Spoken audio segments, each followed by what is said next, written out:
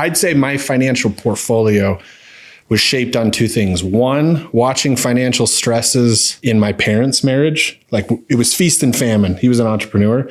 So when things were good, it was feast. When things got tight, it was like kids were getting chucked down the stairs.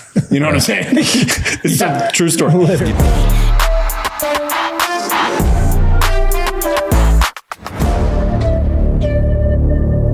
Flat Bill Investor Podcast is brought to you by Drip Swag. Don't get bored with your swag.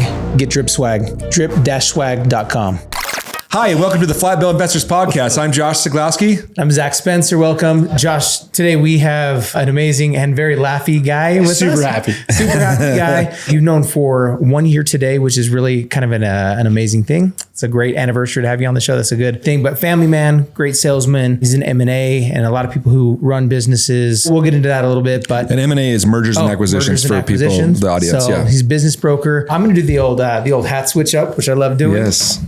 You guys, we've got Josh Lindsey. JL's in the house. American Business Brokers with us today in the house. Appreciate it. Do I look better? I feel better. You look rich. I feel it. That's good. To start off for the audience, what is EBITDA? Oh, so it's an acronym in the space. It's earnings before interest, taxes, depreciation, and amortization. If you're in business, if you own a business, you're probably familiar with the acronym. Really what it is it's bottom line profit, right? Like how much does your business actually make? Yeah, which is important when doing mergers and acquisitions. Yeah. To peel that onion, to find out what the actual profit is, owner's salary gets added back, benefits, depreciation, amortization, the taxes, stuff like that. You get to that true owner profit, and then you start working multiples off of research, and that's how you get valuations. Love it. I think we're going to get into that. Tell us a little bit about you, man. I mentioned family man. I have a family. You do have a family. Okay, good. I like that. Beautiful family. Beautiful family. Yeah. How many kids you got? Tell us about you. I got 3 kids. I got a freshman that's 15 and twins that are 11. Okay, cool. Yeah, twins has got to be crazy too. It was crazy in the first couple of years when they're like infants, but now it's fun. Like they're just like, they're super close and their friend groups are close. So they spend a lot of time together. It is fun. Cool. Yeah. Cause they're fraternal twins, boy and girl. Oh yeah. So that's sweet. Yeah. That's what's cool that they're close. It's just, the interesting thing is when they go vote, they both count as half a vote, right. Or No, they get individual votes. Okay. Not sure how that works. But individual votes. Okay, cool. Good for them. Yeah. And then married to a beautiful wife, Danielle. How long you guys been married? Yeah. 19 years today. That's a leading question. A leading question. Yeah. Good. Well, dude, I appreciate you, and we appreciate coming on your anniversary to come and share a little bit about your history. And we talked a little bit before the show about kind of how you got into where you're at now, but you started out just like in sales, or where'd you start out? Yeah. So I started out in sales. Really? The church mission is somewhat. Yeah, that's pretty salesy. I went to the south of France. A lot of people would say it's a tough mission. I had decent success. I baptized 8 people when I was there.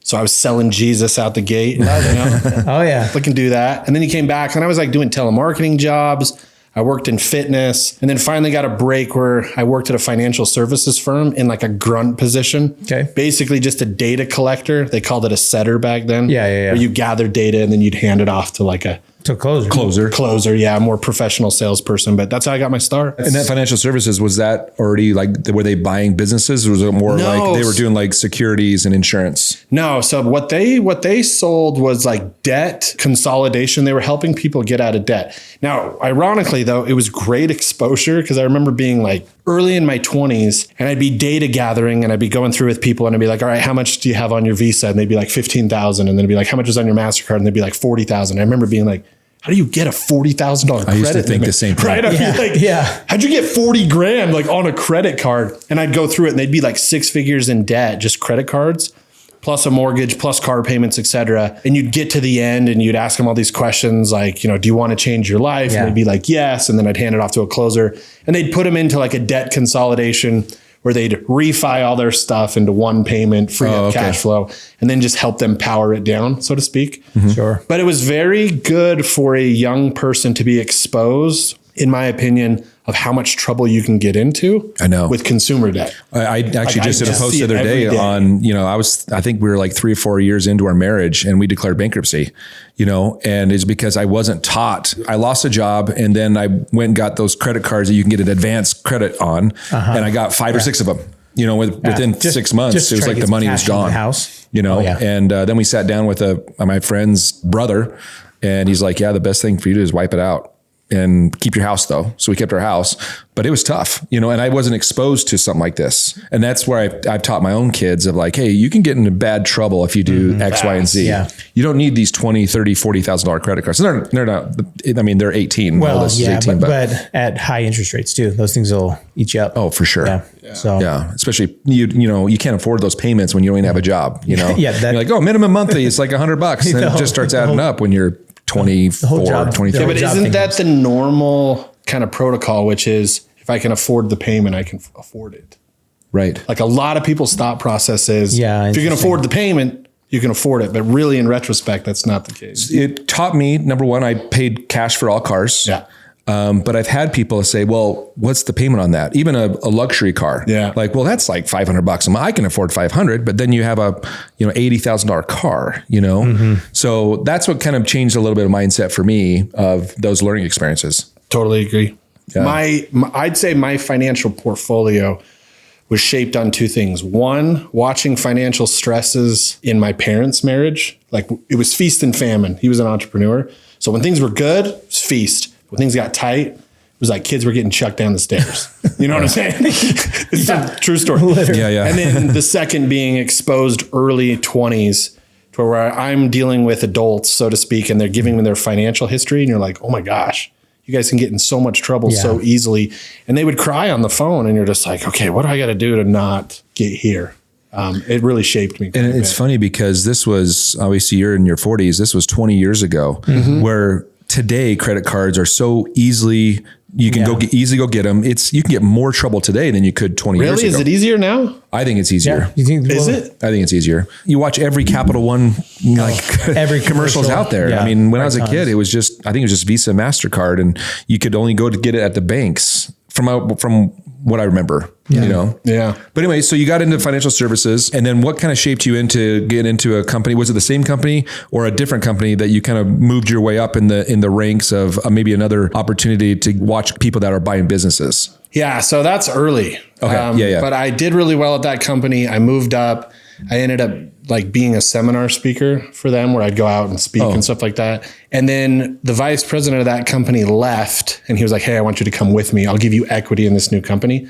And it was financial services. So that was like my first big break. And we ended up taking that company public. So it was like a big kind of coming out. After 2 years in the public realm, I had a little bit of cash. And then I started getting into acquisitions. Were you married yet? Oh yeah, we were married for sure. And it was like super hard on my wife because I would travel like 3 to 4 days a week. Especially early newlyweds. Yeah, we were newlyweds. And I remember she cried. She was like, oh, I'm going to miss you. And I was like, look, I got to go. Like this opportunity's here. I'm going to make bank. Like, what is wrong with you?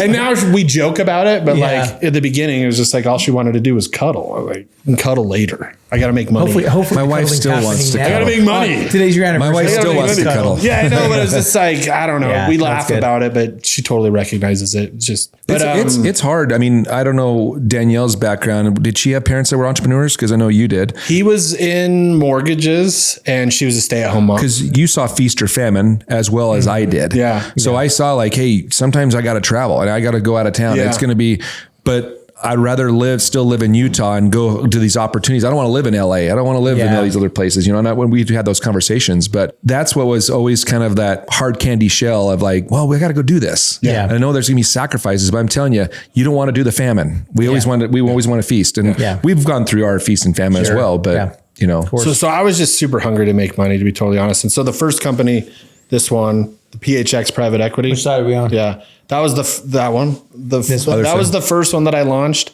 And it's funny because I look at it now. It doesn't mean Phoenix, or does it? It's Prancing Horse. Prancing Horse. Because my main goal at that time, like in my early 20s, was like, bruh, I thought it was Ferrari. If I can just get a Ferrari, I'll be set. That was like my whole goal. So anyways, well, dude, what's the monthly payment on a Ferrari? Just kidding. I don't know. Do you have a Ferrari? Yeah, I got one. How many? I've had 4, but I have one now. It's super special. And it does not have a payment. Okay, but it does not have a payment. If you set it up in a garage and could put it in reverse, will it take miles off? No, we haven't tried that yet. Just putting miles forward yet. But yes, it's that Ferrari for sure. Okay, so anyway, which is on Ferris Bueller's Day Off. If you know what he's talking about. It's super cool. I love it. What year's that? Year. It's a 62 250 GT. And why don't you tell that story a little bit? Because you waited a long time for that. I took 5 years to restore. Yeah, super. Oh, so you bought it and restored it? I didn't know that. My gosh. It's such a I wanted to get it for my 40th birthday. Okay. Turning 40, like I didn't realize how difficult it would be to get that car. Oh yeah. In general, you have to get on a list in any condition. I was on a list for like 5 years prior, got a phone call in Maui and he was like, "Hey, this is so-and-so. Your name came up on the list." And I'm like, what list? Like, what is this? I haven't talked to the guy ever. And he's like, "We're going to need a wire." Well, how'd you get on the list? For $400,000. And I'm like, "Bro, I'm in Maui. Like I can't wire you $400,000. And he's like, "Well, we're going to go to the next person on the list." And I was like, "Hold on." Let's take a beat. That was for the frame. That's for the frame of the car. Oh my gosh, dude. Frame. So we're talking, you just buy some metal and then they build it off of the frame. So I buy the frame and then it took 5 years to restore it. Wow. Yeah. Never met the guy, by the way. Still haven't met him. What? But you got the car. I did get the car. It was restored not in the United States. No, so overseas, they'll go through like junkyard, salvage, etc. So it's original parts. Yeah, so it's based off of an original 250, and then they hand built the body. I got as many original parts as I could. It will not qualify for an original because it's not fully soup to nuts original. It's considered a resto mod. It's got upgraded modifications to drive today, and but it's awesome. The engine and stuff is it's today's engine. Okay. It's got an LT4, so it's got 700 so I've got a buddy horsepower. who just did it with a Camaro that they took right from the frame and built up. Yeah. So it's same thing. They've got a lot of newer stuff in it, but it just makes them more drivable. Yeah. And if you're gonna, that old car, the original, it's 250 horsepower. That's like nothing, and then it's got drum brakes and just. It's not as good. Yeah, sure. But yeah, I love the car. So come back. We were talking about the company, and then you said, "Man, if I had a Ferrari, I would just feel like I'd make it." Yeah. How was it when you got your first one? It was cool. It's just all right. I waited a long time before I bought it. Like I had bought houses and a lot of other things before the Ferrari came. Yeah. I had other cars and stuff. I've always been super into cars, but it was cool. But now that's the Ferrari.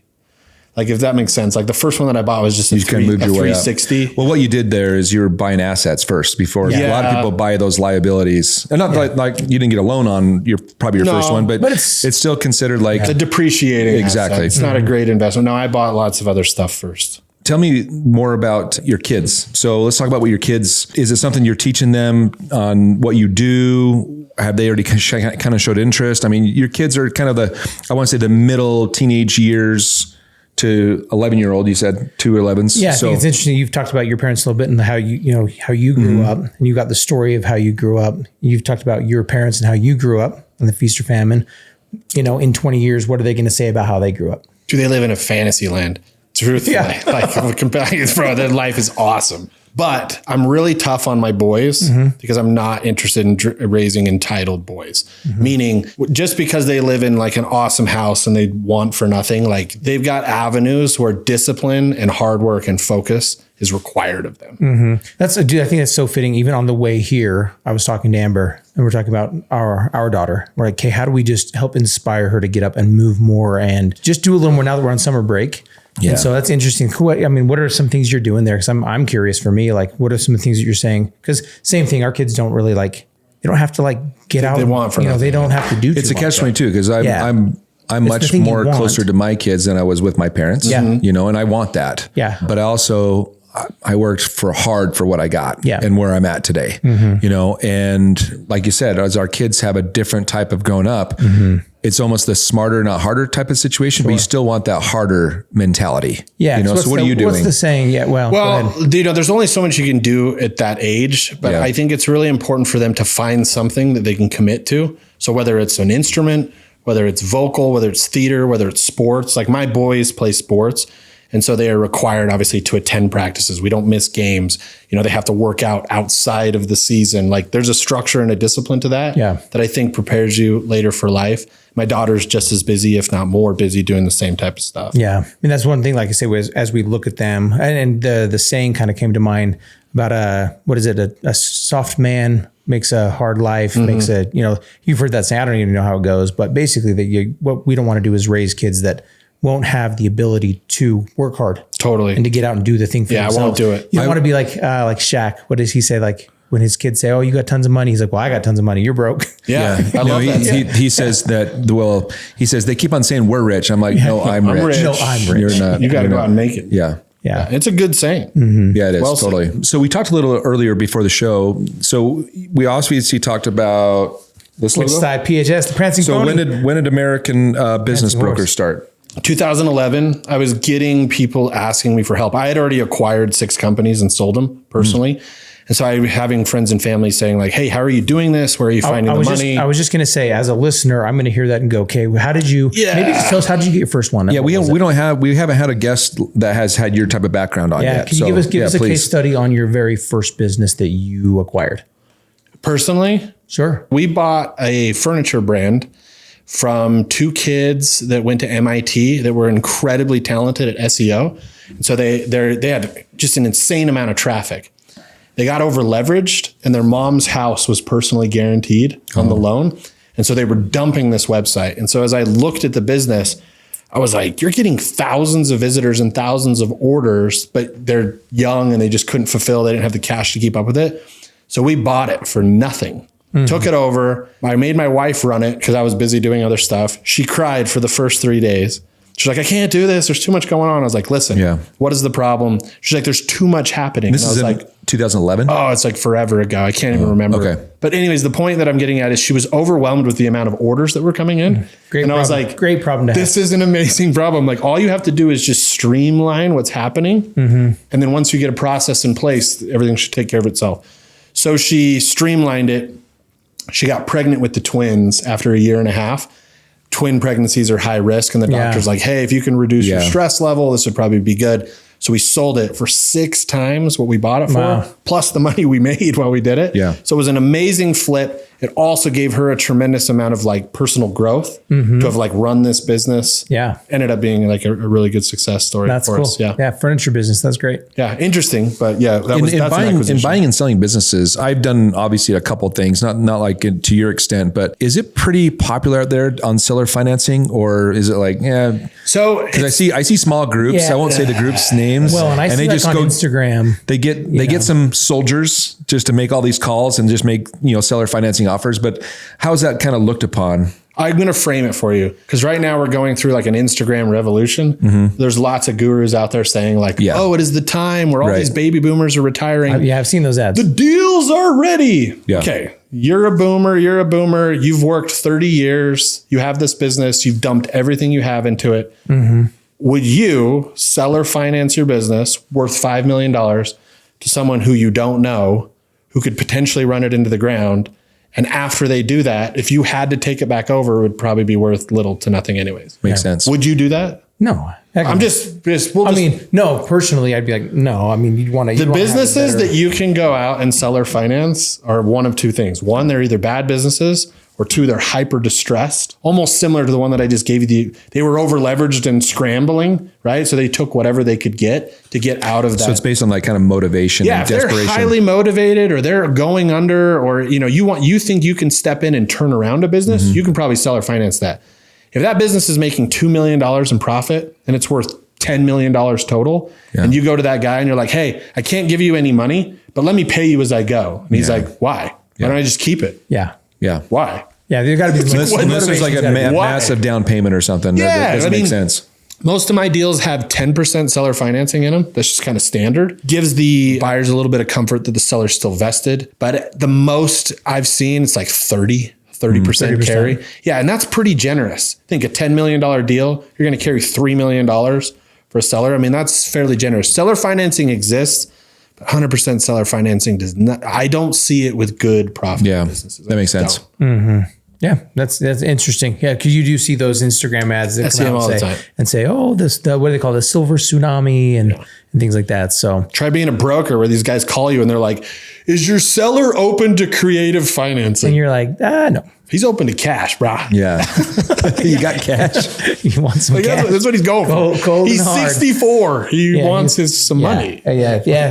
That makes a lot of sense. They're ready to cut loose and live life for a minute after working a lot of years. Yeah, and there's usually no debt on those properties. You see what I'm saying? The business and it's not like you can assume the loan or something. Yeah. It's they're cashing out. They've spent 20 or 30 years in this business. They want to retire. Do you work for yourself, or meaning like, do you have your own brokerage that you have 4 or 5 agents? No, I've tried to hire people. The difficult part about hiring people in my space is as follows. One, it takes a tremendous amount of time to make money. Like you got to be able to go 6 months with making no money.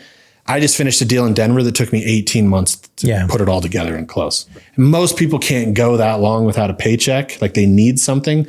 So it's hard. And then 2, you need a hybrid skill set. You need to be good at sales because you're going to deal with CEOs of companies that are fairly sharp. The other hybrid skill set is you need to be pretty proficient with tax returns and finance. You have to understand numbers really well. And 3, I really think you have to be like somewhat of a savage closer because you're going to get into rooms and conversations with lawyers. And if you're weak, you're going to get trampled. They'll just chew you up. Yeah, like without fail, because they're typically strong, especially on the buyer or the seller side where they're trying to protect their client. And if you can't hold your own in a room with a guy that went to Harvard Law, like good luck being a great broker. It's not going to happen. Interesting. Yeah, that's why probably there's so few of you. It's not like, a lot. It's not like you go out and just see a ton of business brokers out there. There's a lot of people that have entered the space, like they go from selling insurance or selling cars and now they're selling businesses. But you'll be hard pressed to find guys like me that are doing 7 and 8 figures a year. Yeah. Exceptional brokers are few and far between. Yeah. Good for you, man. That's great. I did have a question kind of along those same lines because I met a guy who was a business broker a handful of years ago. And he had a very similar kind of energy, very energetic, very like in your face about like lots of things. And I think that's how you stand out. When I was introduced to you, we met at a couple of different events, but then I actually, called you about a business. Yeah. Actually, when Josh described you, he said, "Hey, here's one thing about Josh Lindsey I'll tell you is that he's like a no BS guy. He'll cut right to the chase and get right down to it, not waste any time." And I will say that even in our conversations, that's one of the things that I've really admired about like the way you operate, but your reputation kind of has that about it. There's 2 Josh Lindseys. Josh knows both. Okay. In business, I'm super serious. I'm absolutely about making money and no BS. But my natural personality is super playful. Oh, for sure. Like super playful. Hop on your Instagram and you'll see. That's why I'm a super playful dude. That's why you and your wife get along so well. But I'm and they're about so it. fun. Yeah. Like if we're talking deals, like I'm about it. Good. I love that. Yeah. It's having 2 different hats on. Yeah. No, literally. Or a wig or a headband. I like having a good time. I feel like you should live life. Honestly, that's my dominant personality. But the competitive side of me that comes out of like previously playing sports and stuff, it just transferred into business, which is like, I'm here to win. For sure. Win. Yeah. Like I'm about winning. I think that's what sports helped me with too. Just having that Mamba mentality, the instinct. Yeah. Cause I have 2 different hats on. My wife says all the time, like, all you did is just talk business all night. I'm like, I'm sorry. I just was, that happened like more like 5, 6, 7 years ago, cause I always tell people is like, I was kind of hanging around with the wrong crowd. It's hard to explain, but that's what I want to talk about, cause I wasn't talking about it during the week. I was just talking about when I was hanging out with people on the weekends, so then I've obviously changed that mentality. Yeah. So somebody who's watching this episode and going, okay, I'm thinking about business or brokering or kind of where I'm at in life. Is there a book you kind of go back to or something that kind of motivates you? I don't go back to books very often. I have read multiple books like several times just because they are good. I'm reading one right now that I find really compelling and interesting, which you need to read it. It's called The Psychology of Money. Have you read it already? That one's amazing to me because every chapter has this crazy take on. It's been like 10, 15 years though. Yeah, but like somebody recommended it to me. So it was like buried in the list. It was just like I was getting through my books that everybody tells me to read. Do you read or listen? Mostly listen. Yeah. I think almost all of us do. Yeah. It's easier for me to listen because I can do it like at the gym, like in cardio or something. But I've enjoyed that one a lot because I feel like it's an honest take on several topics regarding money. Like he talks about investing or how much is too much or why do people take unnecessary risks when they don't need to. Sure. I've found that fascinating. That book's been good. And it's one that I'm just into right now. I would encourage somebody to read it because solid perspective on money. Yeah, that's awesome. That's great. Any other questions you got for Mr. Lindsey? None. Dude, we think we've covered a lot. Thanks so much, dude. Yeah. Good to see you. Yeah. Yeah. Love having you on it. Yeah. See you later. Yeah, there you go. If you do want to find you somewhere, Instagram, I've talked about your Instagram a lot. I'm a big fan. Yeah, big fan. Thanks. I appreciate it, Zach. Good times. There's always like 2 or 3 likes on them, and I'm one of them. Yeah, I know, man. It's so solid, dude. Yeah, it's good. When I'm like, I get to 4, Zach's there. Yeah, you might double I got up. your back, bro. We'll put your stuff below so you have it. All right, but cool. well, thanks everybody. Invest in your future. Invest in yourself.